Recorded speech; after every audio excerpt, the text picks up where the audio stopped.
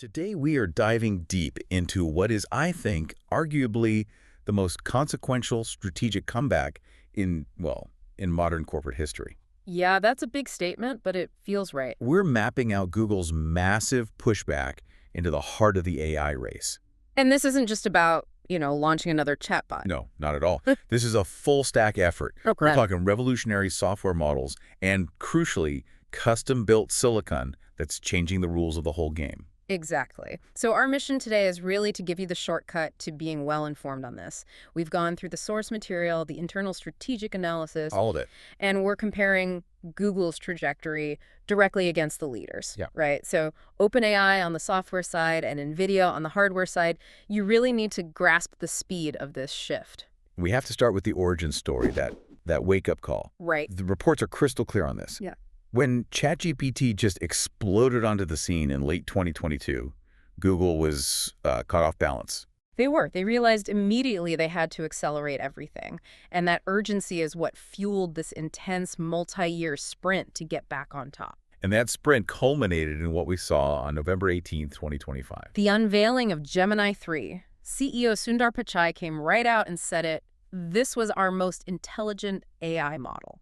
It wasn't just a marketing line. No, it was a stake in the ground. A real declaration. So what makes Gemini 3 so disruptive for the person actually using it? The big thing is it's multimodal processing. It's advanced and it's seamless. And when we say multimodal, we're not talking about an AI that needs, separate systems for text or for images. Not at all. We are talking about an AI that can process and understand text, images, audio, and video all at once. In real time. In real time because of its integrated reasoning engines. So just to make that clear for everyone, instead of seeing a picture and then reading a separate caption. Right. Gemini 3 sees, hears, and reads the whole context simultaneously, the way a person would. And that capability is now what? It's embedded everywhere? It's deep inside Google Search, their Vertex AI platform for developers, and most importantly, the consumer Gemini app. Which has already just surged to 650 million monthly active users. An incredible number. Okay, let's unpack those market dynamics because the user numbers, they don't tell the whole story, do they? Not even close. So when you look head-to-head,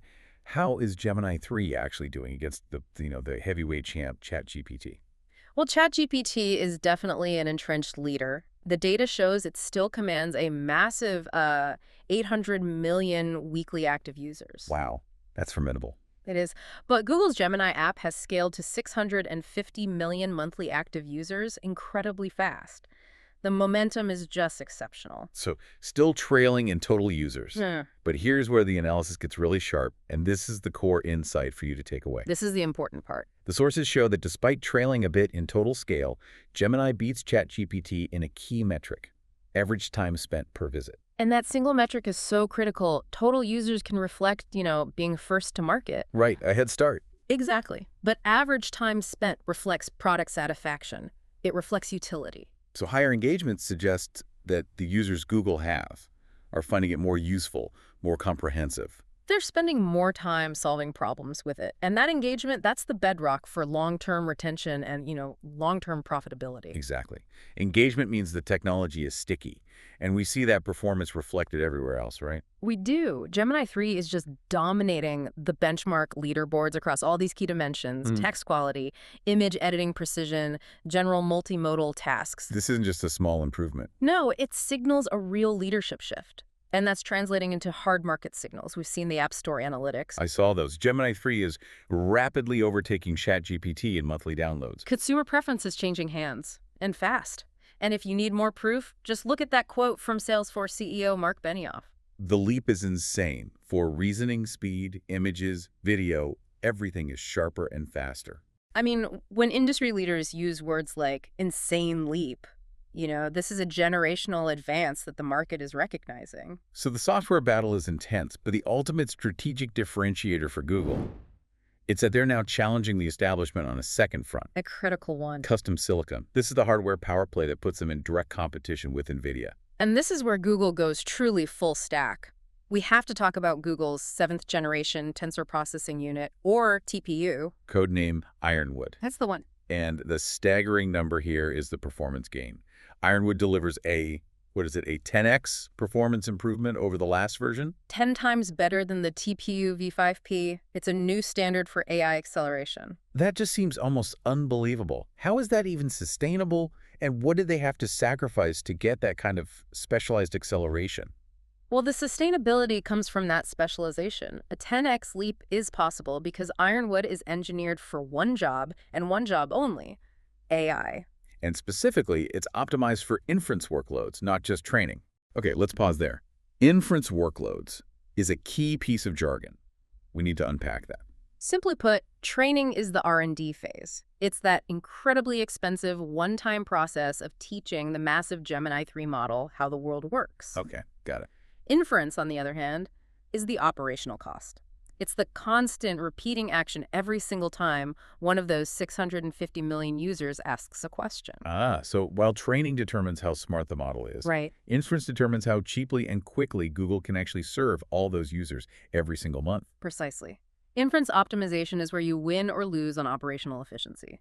By getting a 10x performance boost here, Ironwood drastically cuts the marginal cost of running their AI services at hyperscale. So that cost advantage is central to their whole long-term strategy. Absolutely. It makes their AI services more sustainable than rivals who are just relying on external general-purpose chips. And to lock that down, they're not just relying on themselves. No, they've announced that crucial strategic partnership with MediaTek. To co-develop next-gen AI chips, targeting production as early as 2026.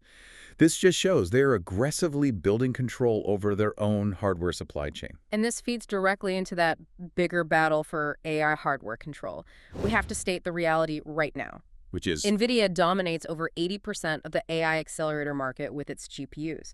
They're the king. but Google's custom approach, this TPU, it offers a genuinely disruptive alternative to that dominance. It does. What are the specific advantages of the TPU architecture over, say, NVIDIA's GPUs in this hyperscale AI context? It comes down to architecture, efficiency, and cost.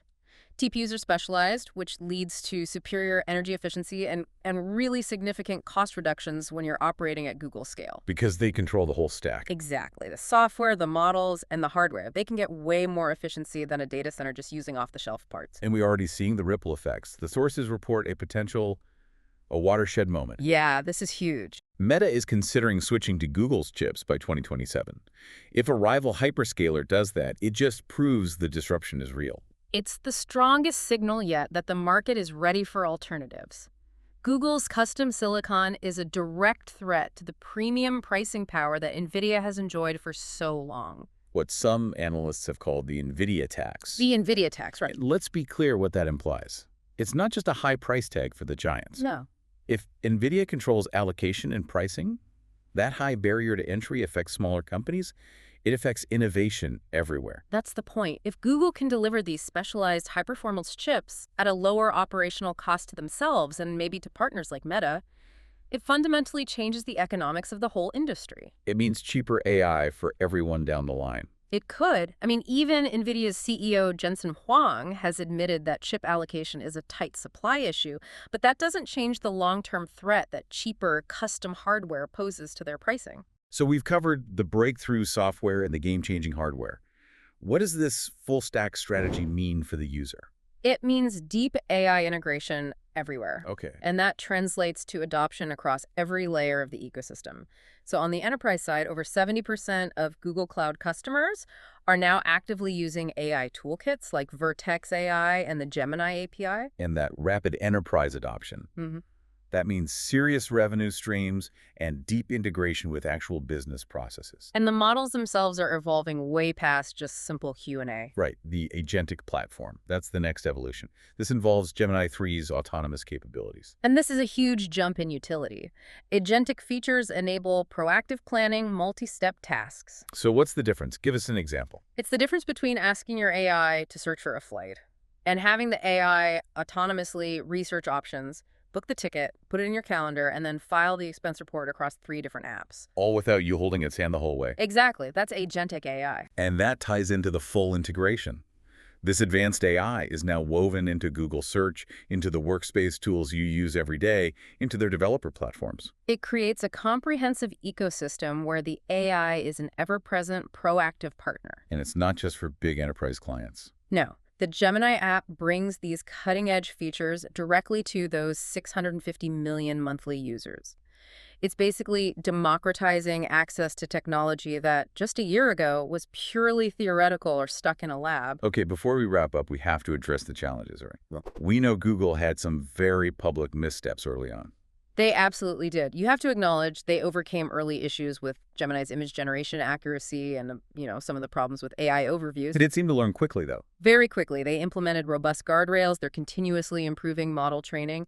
That rapid learning curve is a really positive signal about their ability to maintain quality control. But the truly defining advantage, the one that ensures their sustainability against rivals like OpenAI, it has to be the infrastructure economics. This is the competitive reality check. While OpenAI is riding high on user growth, they're facing these mounting cloud infrastructure costs, a massive burn rate. Whereas Google. Google has a colossal advantage. They design the TPUs, they own the hyperscale cloud, they run the data centers.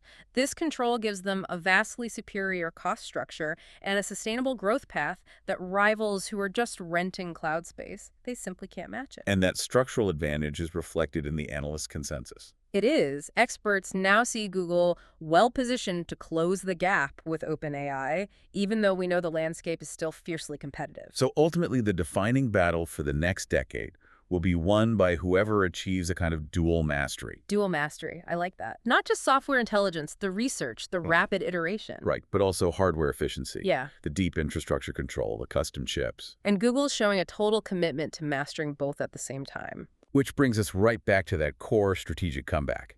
The combination of the market-leading Gemini 3 and the cost-slashing Ironwood chips. It's the symbol of their full-stack innovation. They've blended the most advanced AI models with a custom hardware architecture designed to run them cheaply and efficiently. It's a powerful combination. And their ecosystem strength is just formidable. 650 million users, 70% enterprise adoption, strategic chip partnerships. This makes Google a sustainable, long-term rival to both OpenAI in software and NVIDIA in silicon. So the key takeaway for you, the listener, is this engagement metric. Google's agentic platform is catching up fast in downloads, but it is already beating the leader in average time spent per visit. And that engagement, backed by that crucial infrastructure cost advantage over OpenAI, suggests the competitive landscape has shifted faster and more definitively than most people realize. The battle for AI leadership isn't just about who has the smartest software anymore. No, it's fundamentally about who controls the cost and efficiency of the hardware underneath it all. That determines the long-term unit economics. So here is the final provocative thought we want to leave you with. If a tech giant like Meta actually switches its infrastructure to Google's custom chips by 2027, as the sources suggest they might, what does that mean for the long-term pricing, availability, and the overall decentralization of AI innovation for every other startup and developer in the world? Who will control the price of access to the next great technology? Until the next deep dive, keep learning.